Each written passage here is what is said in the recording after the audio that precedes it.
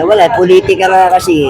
Kaya ngayon, pati yung anak, ginigiba na nila. Dahil alam nilang hindi nila kaya talagang talunin yan. Kahit paano gawin nila, kaya nga ini-impeach nila eh. Wala mo sila panatat yan eh. Sino sa inyo, sir? Ito. Sara Kahit Duterte. kayo, alam nyo naman yan na mananalo eh. Bakit po, Sir VP Sara Duterte? Eh kasi yung tatay niyan, magaling naman talaga. Maraming nagawa, maraming project. Eh ngayon, wala. Oo. Kayo, sir? Ito talaga mananalo dyan, Duterte pa rin. Sino gusto niyo, sir? Wala. Kahit sino naman po. Hindi, dito kahit pa paano may pag-asa. Malaki. Marami natutulungan yan. Eh, lahat naman yan eh, ganun ang ginagawa. Eh, dito ka na sa may, kahit ganun ang ginagawa din yan, eh, ano pa yan? Talagang gagawa at tutulong yan. Eh, di dyan ka na. Tsaka malakas na kandidato yan eh. Kahit kayo, alam nyo yan eh. Di ba? Sir, ano pong comment mo doon sa trabaho nilang impeachment? Wala naman mangyayari doon, kaya nila niyayari yan. Dala nga ng, ano eh, dala ng, kasi malakas naman sila tatapat nila dyan. Wala. Kahit sila tapat nila dyan, kahit naman Luzon, Visayas, Mindanao, Duterte talaga sigaw ng tao eh. Eh ako, hindi naman ako taga Mindanao. Tagalog ako, pero kasi sayang ang boto mo. Kung di mo lang din naman din ilalagay, di dyan ka na sumama. Di ba? Kahit sino dyan, tanong mo, yan pa rin talaga ang malakas kasi yung tatay niyan, maganda ginawa. Kaya lang, ayaw nga sa drugs kasi nun. Eh, binalaan naman na sila nun eh. So, eh, makulit sila. O, di ba? Bago namang ginawa yung pakhang na yun eh, nagpabala na yun eh. Tumigil kayo. Ayaw nyo tumigil. So, di talagang yun ang aabutin nyo. Bago i-implement ito pa, may consultation. Ha? May consultation ba pinatawag sila sa Malacanang? Oo! Pinatawag natin sa Malacanang yung mga tagatagpo. Hindi ko lang ano pa kung ano. Pero talaga sa kandidato na yun, wala naman ibang ano dyan. Wala Nasa naman abroad ibang- ako, sir, pero pinapanood ko yan. Ha? Nasa abroad ako noon. OFW ako pinapanood ko. Oo, kasi nga yun, dating bibitayin eh, di ba? Sino ba Pinatawag sila sa tumulong? Malacanang lahat. Sino ba tumulong? Duterte, di ba? Hindi nga nabitay eh. Nakalaya pa. Kasi nagdepensa lang din naman talaga yun. Oo. Kasi tinulungan ng presidente. Kita mo, nagbanta siya pag binitay eh. Ano sabi ng Duterte? Kakansilay niya pagpapadala ng tao doon. Kasi siyempre, mawawalan sila ng tagagawa. Kaya hindi naman nila ano, kasi nakalaya pa. O sino gumawa. Personal na pinuntahan ni Duterte yan. Kahit sino naman interview nyo, ganyan ang sasabihin. Ay, Ano pong komento mo dito sa tugon ng gobyerno ngayon? Dito sa crisis natin, hinaharap na dito sa... wala talaga, mabagal eh. Mabagal. Kaya alam naman ng tao, kita mo, naglalakad nga sa Commonwealth. Wala man lang silang may provide na ano, sasakyan man lang. Sobrang mahal ng gasolina. Hindi nila magawa ng paraan yan. Di ba? Kung tutusin, kaya naman. Yung sa Gasolina Plus, nagbukapo si Senator Marcolita. Dahil tinatanong sila, na 6 months pa pala yung buffer stock. Ha? 6 months pa pala yung buffer stock ng gasolina, ng fuel. Bakit sila nagtaas na agad? Yun lang nga, eh kasi nga eh, hindi bawasan yung excise tax. Pwede naman yung excise tax na, pwede naman bawasan para hindi masyadong mabigat. Di ba? Kasi mataas ang tax niyan eh, ng gasolina na yun eh. Eh ngayon, hindi naman nila maano, dala nga nang hinaharang yan papunta rito. Dapat yan, bawasan nila tax na para hindi masyadong malaki. Kaya ang dalang na nagbiyahe. Pero kung kay Duterte nangyari yung ano na yan, kayang solusyonan yan. Ako hindi ako maka-Duterte, pero sa nakikita ko yung kasi gumagawa talaga. Talagang may ano. Hindi sa papayag ng i-increase ng gano'n. Oo, taas, pero hindi naman ganyan na triple naman ang ano naman yan. Kayang gawa ng paraan ni Duterte yan, kung siya pa nakaupo. Kaya kita mo kahit sino interview nyo dyan, Duterte talaga sinasabi nila. Ako hindi ako maka-Duterte. Kaya lang, sa nakikita ko talaga na ano, malakas na kandidato dyan. Normal na yan. Kaya nga ang aga-aga, ginigiba nila yan eh. Di ba? Ginigiba nila, nilulumpo nila talaga.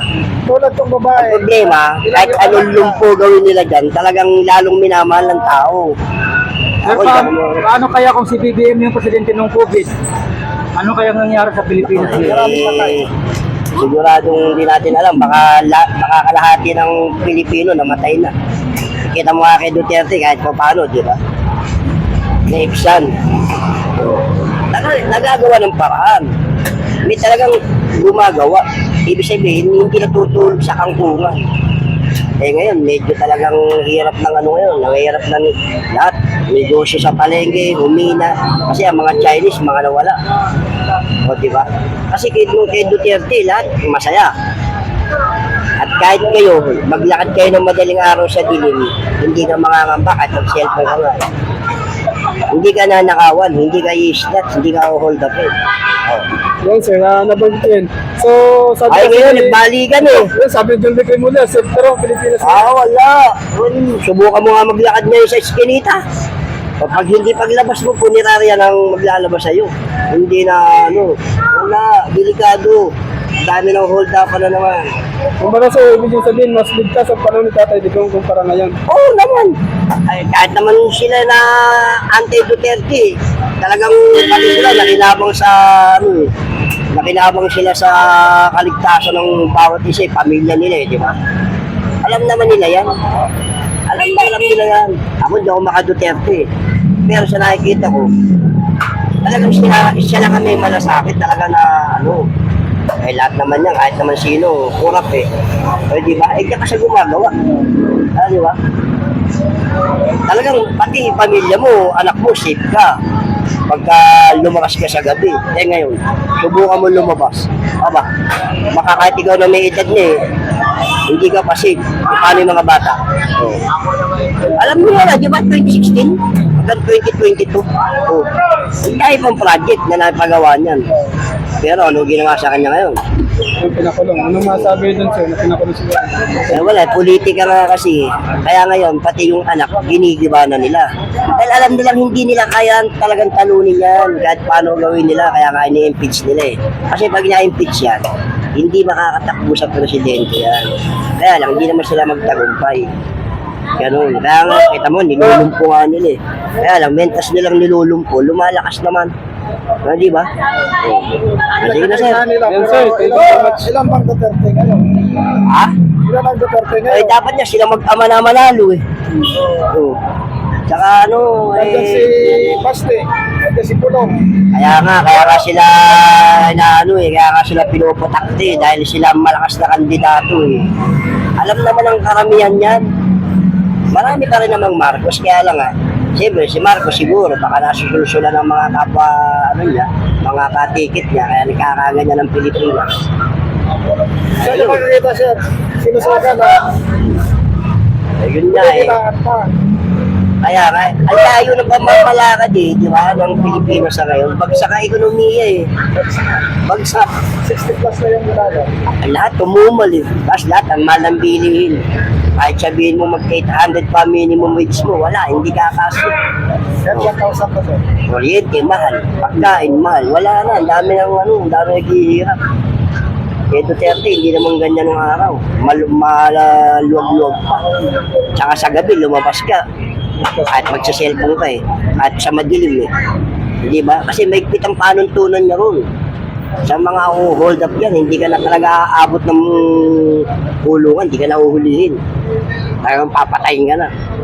Hindi na utos eh. Kaya, yun, pabor talaga sa lahat yun na Pabor ka rin sir sa war on drugs. Pabor ka rin sa war on drugs.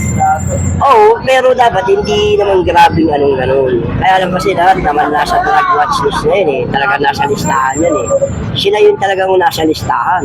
Kaya naman sila yung mga talagang pinutakte. Kaya di ba? Kasi hindi naman yan mag-ano kung di totoo. Yun. Yan. Salamat sir. Yun ang mga Kaya sigurado dyan na talagang lulusot pa rin dyan. Si Sara Duterte pa rin. Yan pa rin. Ako, hindi ko naman si Sara Duterte paborito. Kaya lang, yung Duterte talaga, nakikita mo talagang may malasakit sa tao. Wala namang iba. Diba? Sila lang. Mga Duterte lang na yan. Yun eh, mga talagang maigpit lang. Maigpit sila sa maigpit sila sa tawag doon. Maigpit sila sa policy nila na. Kapag sinabi nilang kahit naman sa Davao kaya hindi ka pwede lulugo-lugo. Eh, pag ilalagyan nga. Kaya ang tao rin, matino. Tsaka kaya yung siya rin presidente, tumino di ba? Yung kurap-kurap na yan, hindi na talaga mawawala rito sa Pinas yan. Dito na talaga yan, talagang hindi na yan matatanggal. kaya Kung sino pa naman ang ilalagay mo, di yan na lang din. Oo. Hindi ba?